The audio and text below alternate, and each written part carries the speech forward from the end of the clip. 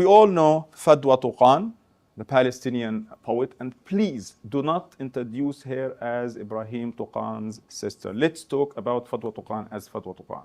We always fall into this trap of saying she was arrested for just writing poetry. We do this so that even us believers in literature, why would Israel arrest somebody or put somebody under house arrest? She only wrote a poem. So we contradict ourselves sometimes. We believe in the power of literature, changing life as a means of resistance, a means of fighting back. And then at the end of the day, we say, she just wrote a poem. We shouldn't be saying that. Okay, so Moshe Dayan, an Israeli general, said that the poems of Fadwa Tuqan were like facing 20 enemy fighters. Wow. She didn't throw stones, she didn't shoot at the invading Israeli jeeps, military jeeps. She just wrote poetry. And I'm falling for that again. I'm saying she just wrote poetry. And the same thing happened to Palestinian poet Darine Tatour. She wrote poetry celebrating Palestinian struggle, encouraging Palestinians to resist, not to give up, to fight back. She was put under house arrest. She was sent to prison for years. Don't forget that Palestine was first and foremost occupied in Zionist literature and Zionist poetry. When the Zionists thought of going back to Palestine, it wasn't like, oh, let's go to Palestine.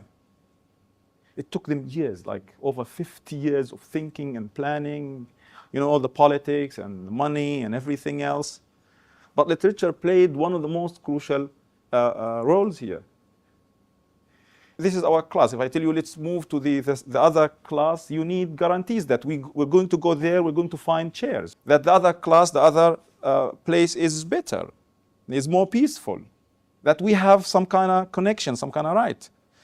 So for 50 years before the occupation of Palestine and the establishment of the so-called Israel in 1948, Palestine in Zionist Jewish literature was presented to the Jewish people around the world as Palestine is a land without a people to a people without a land.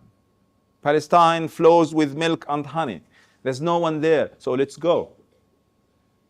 Many, even Jewish people, were disappointed when they came to Palestine. Number one, there was no milk and honey. And there were people. There have always been people in Palestine. Okay, so these are examples of how poetry can be a very significant part of life.